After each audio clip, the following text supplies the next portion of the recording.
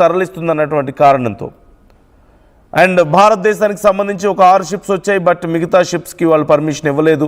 30+ countries including UK భారతదేశాన్ని స్పెషల్గా invite చేసి మరి they discussed to reopen straight of Hormuz. At least ఇతర దేశాలకు, అమెరికాకి ఇజ్రాయెల్ సంగతి పక్కన పెడితే ఆ వార్లో ఇన్వాల్వ్ అయినటువంటి దేశాలు లేదంటే వాళ్ళకి మద్దతు ఇస్తున్నటువంటి దేశాలను పక్కన పెడితే మిగతా దేశాలు సఫర్ అవ్వడం కరెక్ట్ కాదు, దీన్ని ఓపెన్ చేయండి స్ట్రైట్ ఆఫ్ హార్మూజ్ని అని అడగడానికి సిద్ధం అవడాన్ని మనం చూసాం. ఇప్పటికే ఒక దఫా చర్చలు జరిగాయి, మరొకసారి త్వరలో డిస్కస్ చేయబోతున్నారు. మరోవైపు ట్రంప్ వైపు డెడ్ లైన్ పెట్టిన తర్వాత వరుసగా ఇలా దాడులకు పాల్పడడం, యుద్ధాన్ని కొనసాగించడం, అట్ ది సేమ్ టైం ఇజ్రాయెల్కి సంబంధించిన కీలక షిప్నే ధ్వంసం చేసింది అంటే Iran is ready to go to the end. They are ready to end this war in any way, in every possible way they are trying to fight. So try to comment your opinions. మీ అభిప్రాయాలు ఎలా ఉన్నాయి అంశానికి సంబంధించి comment చేసే ప్రయత్నం చేయండి.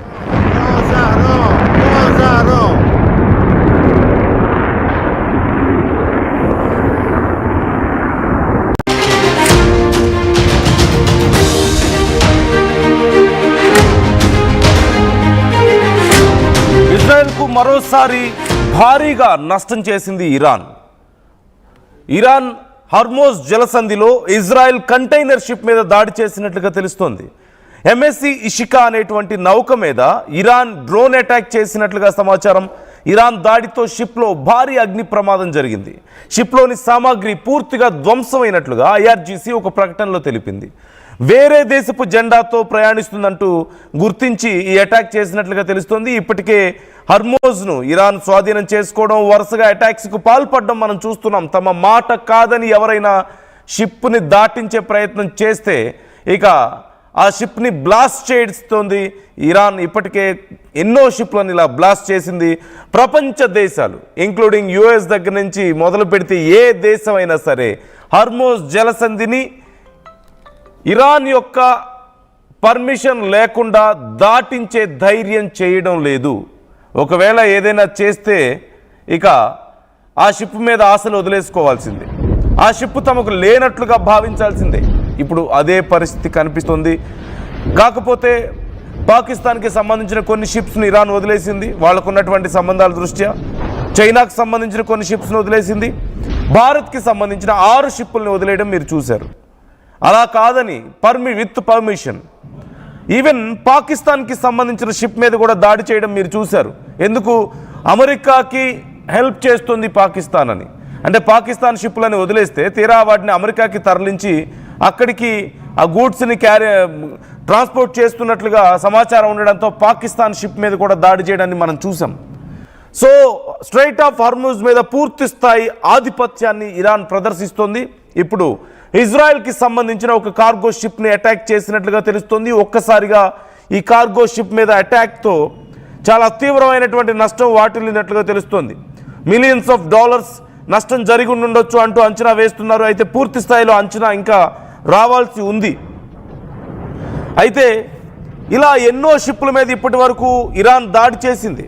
ఒక్కసారి ఈ యుద్ధం మొదలైనప్పటి నుంచి, యుద్ధానికి ముందు కూడా కొన్నిసార్లు దాడులు చేసిన సందర్భాలు లేకపోలేదు, కానీ యుద్ధం మొదలైనప్పటి నుంచి కనుక చూస్తే ఫిబ్రవరి 28న ఈ యుద్ధం మొదలైంది. ఫిబ్రవరి 1 ఆ తర్వాత మార్చి 1 నుంచి 4 మధ్యలో మొదటి తరం దాడుల్ని మనం చూసాం. First round of attacks Hercules star oil tanker మీద ఈ దాడి చేసింది. యుఏకి సంబంధించినటువంటి ఆయిల్ ట్యాంకర్ ఇది. దీంతో ప్రొజెక్టైల్ మీద దాడి చేసింది. ఈ అటాక్లో ఒక వ్యక్తి కూడా ప్రాణాలు కోల్పోయాడు. ఆ తర్వాత ఎంకేడి వ్యోమ్ అనేటువంటి మరొక ఆయిల్ ట్యాంకర్ని ధ్వంసం చేసింది హర్మూజ్ దగ్గర. ఇది కూడా మిజైల్తో దీన్ని అటాక్ చేసినట్లుగా మనం చూసాం. అందులో ఒక భారతీయుడు కూడా ప్రాణాలు కోల్పోవడాన్ని మనం విన్నాం. అట్ ది సేమ్ టైం అథెనోవా ఇదొక స్ట్రైట్ ఆఫ్ హార్మూజ్ దగ్గర జరిగినటువంటి దాడే. ఇది కూడా ఫస్ట్ మార్చినే జరిగింది. ఆ రోజు ఫస్ట్ రోజు వరుసగా 3 కీలకమైనటువంటి దాడులను చేసినట్లుగా తెలుస్తుంది. Athenova, at the same time MDK Vyom, Hercules Star ఇలా ఒక్క రోజులో 3 షిప్స్ని ధ్వంసం చేసింది. ఆ తర్వాత 2వ తారీఖు స్టెనా ఇంపెరేటివ్ అనేటువంటి మరొక షిప్ మీద దాడి చేసింది. ఒకరు ప్రాణాలు కోల్పోతే 2 గాయపడ్డారు. ఆ తర్వాత గోల్డోక్ ఇది ఒక బల్క్ క్యారియర్ షిప్ మార్చి 3న దీని మీద దాడి చేసింది. అదే రోజున లిబ్రా ట్రేడర్ అనేటువంటి క్రూడ్ ట్యాంకర్ మీద దాడి చేసింది. అది నెక్స్ట్ డే 4th మార్చ్లో సఫీన్ ప్రెస్టీజ్ అనేటువంటి ఒక కంటైనర్ షిప్ మీద దాడి చేసింది. అలాగే అదే రోజున ఎంఎస్సి గ్రేస్ 5-7 మధ్యలో సోనంగోల్ నాంబీ అనేటువంటి ఒక షిప్ మీద దాడి చేసింది. డ్రోన్ అటాక్ చేసినట్లుగా తెలుస్తోంది. బోట్స్ అండ్ డ్రోన్స్తో దీన్ని ధ్వంసం చేసింది. అట్ ది సేమ్ టైం ముసాఫా 2 మీద దాడి చేసింది. లూయిస్ పి 7వ తారీఖు. ఇలా వరుసగా చెప్పుకుంటూ పోతే ఇప్పటి వరకు అనేక షిప్పుల మీద దాడి చేసింది. సుమారుగా 10 నుంచి 15 షిప్పులను ఇప్పటి వరకు ధ్వంసం చేసినట్లుగా దాడి చేసినట్లుగా తెలుస్తోంది. ప్రధానంగా ఇజ్రాయిల్ లింక్డ్ షిప్ ఇదే అవ్వడం చాలా పెద్ద సమస్యను లేవనెత్తేలా కనిపిస్తోంది. మరొకసారి ఇజ్రాయెల్ మరిన్ని దాడులు చేయడానికి అవకాశాన్ని ఇచ్చేలా కనిపిస్తోంది. ఈరోజు జరిగినటువంటి దాడులు 4 ఏప్రిల్ రోజున ఇజ్రాయెల్కి సంబంధించినటువంటి ఎంఎస్సి ఇషికా అనేటువంటి షిప్ మీద దాడి చేసింది. డ్రోన్స్తో అటాక్ చేసినట్లుగా తెలుస్తోంది. ఒక్కసారిగా షిప్ అంతా కూడా మంటలు అంటుకొని పూర్తిగా అగ్నికి ఆహుతైంది. ఇలా వరుసగా యాంటీ షిప్ మిజైల్స్తోనూ డ్రోన్స్తోనూ ఎక్స్ప్లోజివ్ బోట్స్ గురించి మనం విన్నాం. ఇరాన్కి సంబంధించినటువంటి మస్కిటో ఫ్లీట్ అంటూ ఉంటారు. సేమ్ డ్రోన్స్ ఎలాగైతే లక్ష్యాన్ని ఆ టార్గెట్ని చేరగానే వాటంతటా అవి పేలిపోతాయో, ఒక భారీ డిస్ట్రక్షన్ని మిగిలిస్తాయో తక్కువ ఖర్చుతో, ఈ బోట్స్ కూడా అంతే. చిన్న చిన్న బోట్స్ ఇవి కూడా వాటి టార్గెట్ని రీచ్ అయిన వెంటనే ఒక పెద్ద బోట్ ఉంటుంది. లైక్ ఫర్ ఎగ్జాంపుల్ అమెరికాకి సంబంధించినటువంటి యుఎస్ఎస్ అబ్రహం లింకన్ తీసుకుందాం. సుమారుగా మిలియన్స్ ఆఫ్ డాలర్స్ పెట్టి దాన్ని తయారు చేశారు. తీరా చూస్తే దాని దగ్గరికి వచ్చిన తర్వాత ఒక 10 బోట్స్ని వీళ్ళు చిన్న చిన్న బోట్స్ని పంపించి బ్లాస్ట్ చేస్తే స్పీడ్ బోట్స్ లాంటి సైజులో ఉంటాయి. అవి బ్లాస్ట్ చేస్తే అంతే, అది పూర్తిగా ధ్వంసం అయిపోతుంది, మునిగిపోతుంది.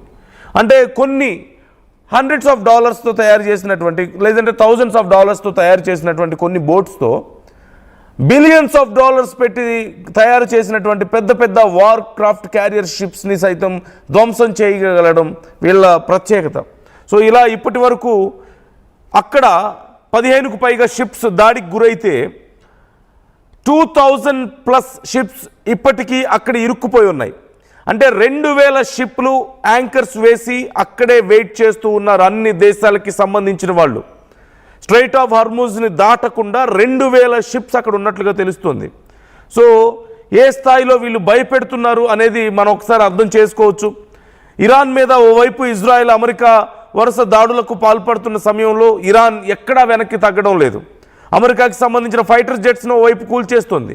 ఇజ్రాయెల్కి సంబంధించినటువంటి ఇలాంటి గూడ్స్ క్యారీ